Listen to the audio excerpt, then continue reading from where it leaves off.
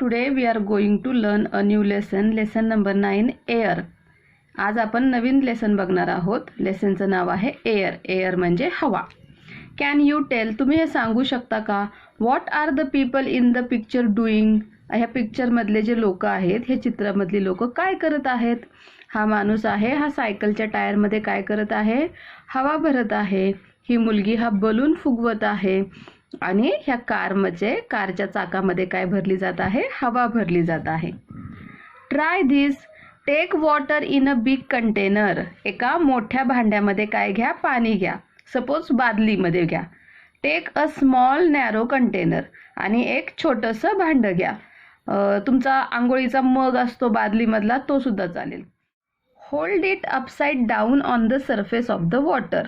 आता तो जो मग आहे तो काय करा, त्या पाण्यावरती असा पालता ठेवा. And without tilting it. जरासुद्धा वाकवायचं नाही. टिल्ट म्हणजे वाकवणे. जरासुद्धा वाकवायचं नाही. तसाच्या तसा त्याला पालता ठेवा. Push it down into the water. आणि अशा प्रकारे पालता ठेवून त्याला काय करा, खाली दाबा पाण्यामध्ये. काय होईल, पाण्यामध्ये तो जाऊ देईल का, पाण्यामध्ये बुडेल का तो मग.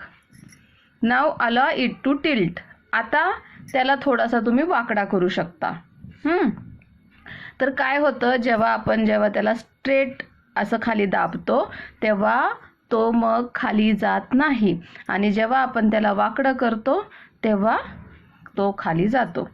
What do you see. तुम्हाला काय दिसते. तुम्ही हे घरी ट्राय करून बघा. Bubbles rise at once on the top. आणि जेव्हा तो आपण टिल्ट करतो, वाकडा करतो, तेव्हा काय होतं, त्याच्यातून हवेचे बुडबुडे बाहेर येतात. व्हॉट डज दिस टेल्स अस. मग ह्याच्यावरून आपल्याला काय कळतं, air is lighter than water. हवा काय आहे, पाण्यापेक्षा हलकी आहे. लाईट म्हणजे वजनाला खूप हलकी आहे. So air bubbles rise to the top as soon as the container is tilted.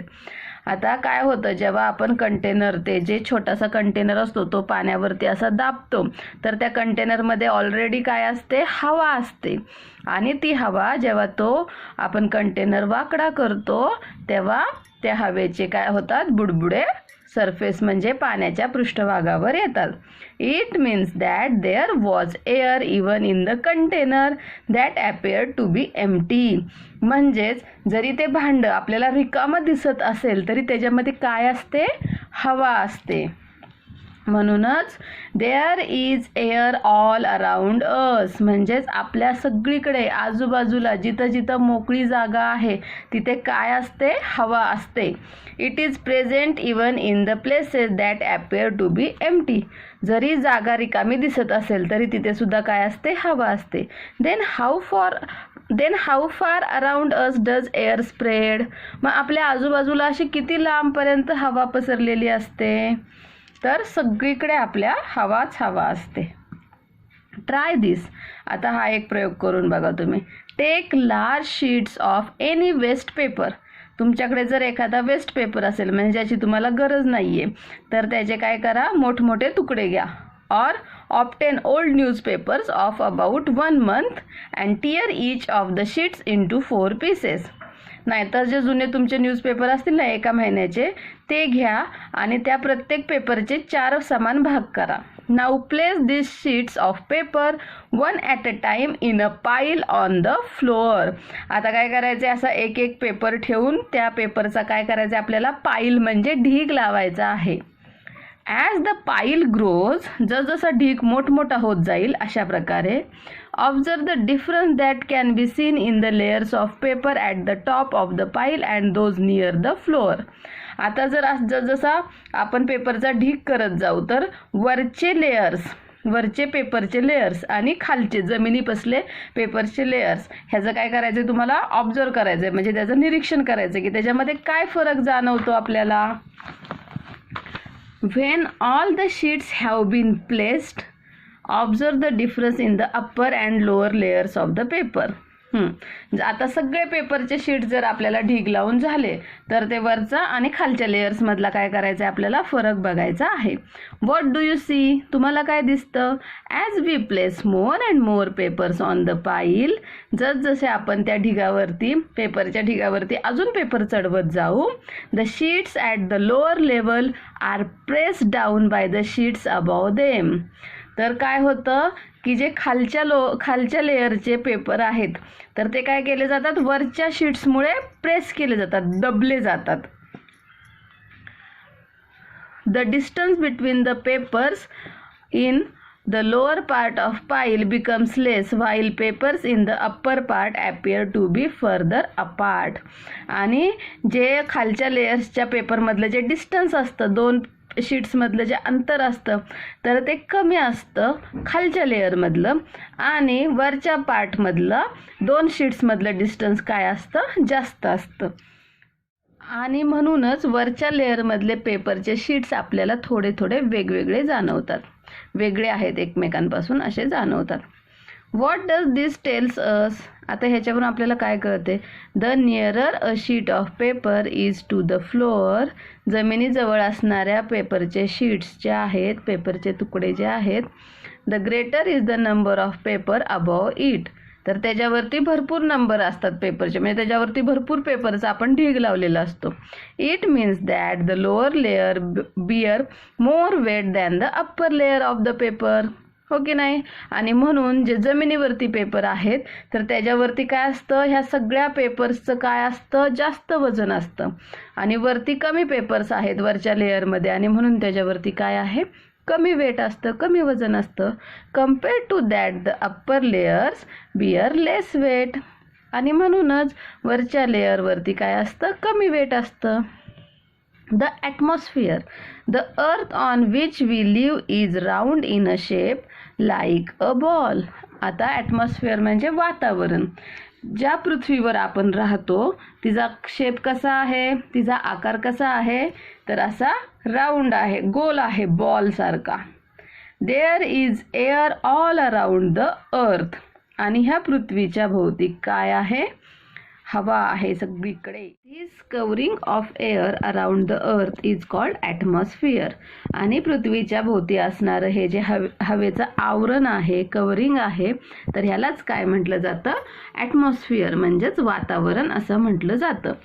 As we go farther from the earth the layers of air become thinner. जसजसं आपण खालून पृथ्वीच्या वरती जात जाऊ, पृथ्वीपासून काय जात जाऊ, लांब जात जाऊ, तर हवेचा जो लेअर आहे, हवेचा काय होत जाते, हवा कमी कमी होत जाते. That is the layers of air closest to the earth are very close to each other while the one at higher level are not so close. The air at greater height is rare. आणि म्हणजे जसं आपण त्या कागदाच्या ढिगाप्रमाणे बघितलं की खाली हवेचा दाब जास्त असल्यामुळे, आता इथे कशाचं होतं, त्या ढिगावर पेपरचं वजन जास्त असल्यामुळे खालचे पेपर दबले गेले होते, म्हणून ते काय होते, जवळजवळ होते. तसेच इथे हवेच्या दाबामुळे पृथ्वीच्या जवळची जी हवा आहे ती काय असते, जास्त असते. आणि जसजसं आपण पृथ्वीपासून वर जात जाऊ तसतशी हवा काय होत जाते, कमी कमी होत जाते. आणि म्हणूनच जी उंच ठिकाणी हवा काय असते, कमी असते. Try this. Take a slightly deep dish like a saucer. एक थोडीशी खोलगट डिश घ्या, जसं की बशी असते तशी, त्याप्रमाणे. Stand a candle at its centre. त्याच्या मध्यभागी एक कॅन्डल उभी करा, एक मेणबत्ती उभी करा. Fill water in the dish. त्या डिशमध्ये, त्या बशीमध्ये काय करा, पाणी ओता. Light the candle. ती मेणबत्ती पेटवा. Now place a glass tumbler over the candle. Glass tumbler म्हणजे हे काचेचं भांडं किंवा काचेचा ग्लास काय करा, त्याच्यावरती असा उपडा ठेवा, पालथा घाला. What do you see. तुम्हाला काय दिसेल हे तुम्ही घरी करून बघा प्रयोग. Soon the candle goes out and the level of water inside the tumbler rises up to a certain level. मग काय होतं, आपण ही जी मेणबत्ती पेटवलेली असते तर ती काय होते, विझते, आणि ह्या ग्लासमध्ये पाणी थोड्याशा हाईटवरती काय होतं, चढतं, पाणी आत येतं त्या ग्लासच्या. व्हाय डज दिस हॅपन? मग हे असं का झालं? One of the constituents of air helps burning. मग हवेमध्ये भरपूर घटक असतात आणि त्यातला एक जो घटक असतो तो काय करत असतो? बर्निंग म्हणजे ज्वलनासाठी मदत करत असतो. As it gets used up water rises in the tumbler. आणि तो जो घटक आहे तो वापरला जातो तोपर्यंत काय होत जातं? ह्या ग्लासमध्ये पाणी वरती वरती चढत जातं. Wien that constituent is finished. आणि जेव्हा तो घटक काय होतो? संपतो. जो ज्वलनाला मदत करतोय तो संपतो. The candle goes out. मग ती कॅन्डल काय होते? मेणबत्ती विझून जाते. The water level to stop rising. आणि जसं ती मेणबत्ती विझली की ही जी वॉटरची लेवल जी वाढत असते ती पण काय होते? बंद होते. ती तिथेच स्टॉप होते. म्हणजेच काय की जोपर्यंत हा हवेमधला घटक जो ज्वलनाला मदत करतोय तो ह्या हवेमध्ये प्रेझेंट आहे, या ग्लासमध्ये हवा आहे ना त्याच्यामध्ये प्रेझेंट आहे, तोपर्यंत हे पाणी वरती चढत राहतं आणि मेणबत्ती जळत राहते. आणि जेव्हा तो घटक वापरला जातो तेव्हा काय होते? मेणबत्ती पण विझते आणि पाणी पण वरती चढायचं बंद होतं. मग हा कोणता घटक होता? कोणता कॉन्स्टिट्युएंट होता जो हेल्प करतो बर्निंगसाठी? ते आपण बघूया. This constituent of air that helps burning is called oxygen gas. आणि हा जो घटक आहे, हा जो कॉन्स्टिट्युएंट आहे जो ज्वलनाला ती मेणबत्ती जळायला मदत करत असतो तर त्याला काय म्हणतात? ऑक्सिजन गॅस, ऑक्सिजन वायू असे म्हणतात. The earth's atmosphere is made of air. पृथ्वीचं जे वातावरण आहे ते कशापासून बनलेलं आहे? हवेपासून बनलेलं आहे. The circle in this picture shows all the air in the atmosphere. आता हे जे सर्कल दाखवलं आहे की नाही ही पूर्ण म्हणजे हवा आहे. वातावरणामध्ये जेवढी हवा आहे ना तेवढं ह्या सर्कलमध्ये दाखवली आहे. If we divided the circle into 5 equal parts. जर आपण हे सर्कल काय केले? सर्कलचे 5 समान भाग केले. Then the oxygen in the air will be equal to 1 of the parts. मग त्या 5 पार्टमधला जो एक पार्ट आहे तर तेवढा ऑक्सिजन हवेमध्ये प्रेझेंट असतो. म्हणजे हवेमध्ये एवढ्या प्रमाणात काय असतो? ऑक्सिजन असतो आणि हे बाकीचे दुसरे घटक असतात. Apart from oxygen there are other gases in the atmosphere. हो की नाही? म्हणजे ऑक्सिजन शिवाय इतर गॅसेस सुद्धा हवेमध्ये प्रेझेंट असतात.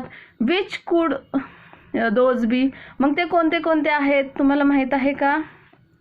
The oxygen in the air is used both for burning as well as respiration.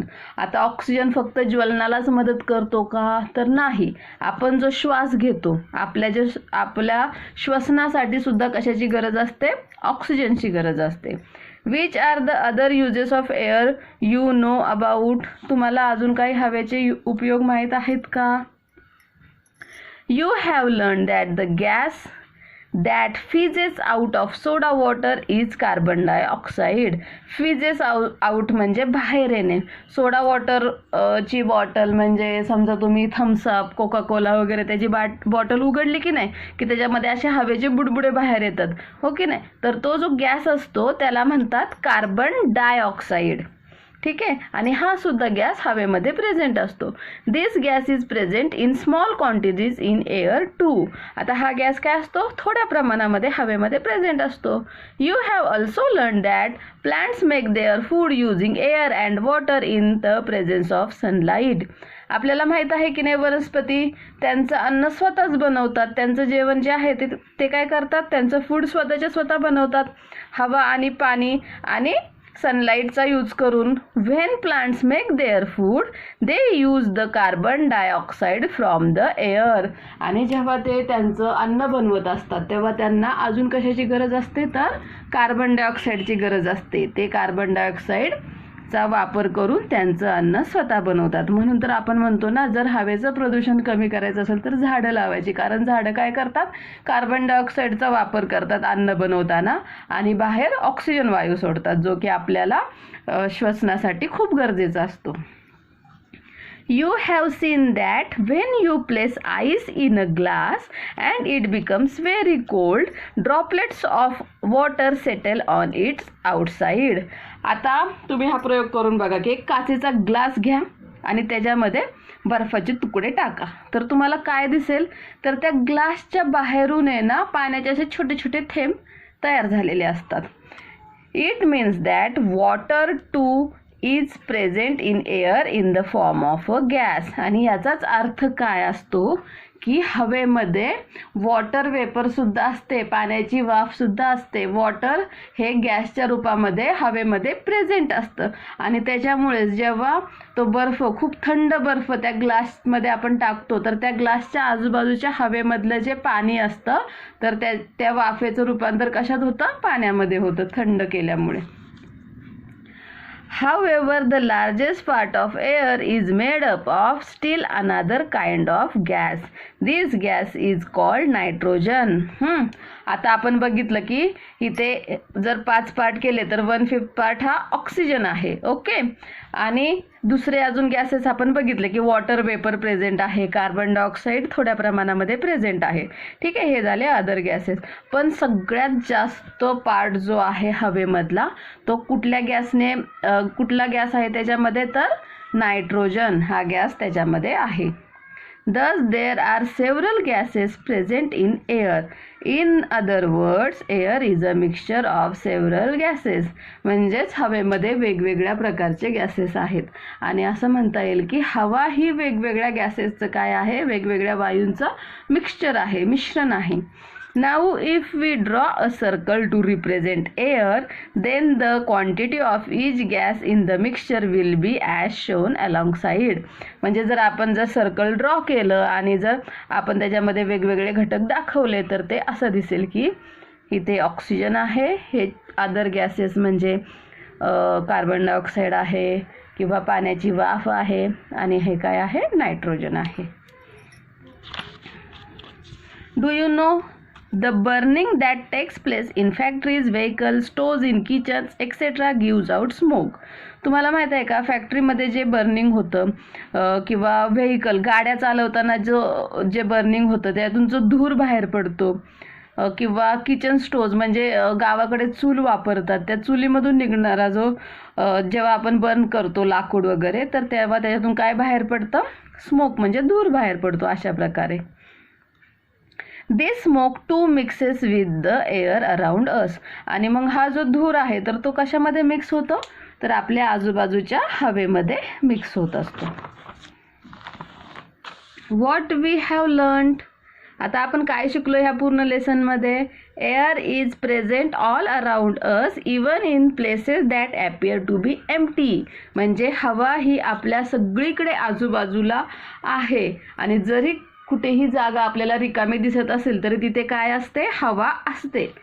There is a covering of air all around the earth. पृथ्वीच्या भोवती हवेचं काय आहे, कवरिंग म्हणजेच आवरण आहे. It is called the atmosphere. आणि त्यालाच आपण काय म्हणतो, ॲटमॉस्फिअर म्हणजेच वातावरण असं म्हटलं जातं. The layers of air in the atmosphere close to the earth are pressed closer to each other while the upper layers are rarer. वातावरणामधील पृथ्वीच्या जवळ असणारे थर जे आहेत ते दाबले जातात आणि जे वरचे थर आहेत तर ते काय असतात, विरळ असतात. म्हणजेच पृथ्वीच्या जवळची जी हवा असते ती दाट असते आणि जसं पृथ्वीपासून वर जाऊ तशी हवा काय होत जाते, विरळ होत जाते. Air is a mixture of several gases. हवा ही वेगवेगळ्या वायूंचं मिश्रण आहे. Oxygen, nitrogen, carbon dioxide and water vapour are its main constituents. Oxygen, nitrogen, carbon dioxide आणि पाण्याची वाफ हे तिचे मुख्य घटक आहेत. Always remember, fuels like coal, petrol and diesel give out smoke while burning, which mixes with the air. This can cause ill health. म्हणजेच काय, तर कोळसा, पेट्रोल, डिझेल यांसारखी जी इंधन आहेत ती जेव्हा आपण जाळतो त्याचं ज्वलन होताना त्याच्यामधून काय बाहेर पडतो, धूर बाहेर पडतो आणि तो हवेमध्ये मिक्स होतो आणि त्याच्यामुळे आपल्याला आरोग्याच्या तक्रारी निर्माण होऊ शकतात, आपण आजारी पडू शकतो. थँक्यू.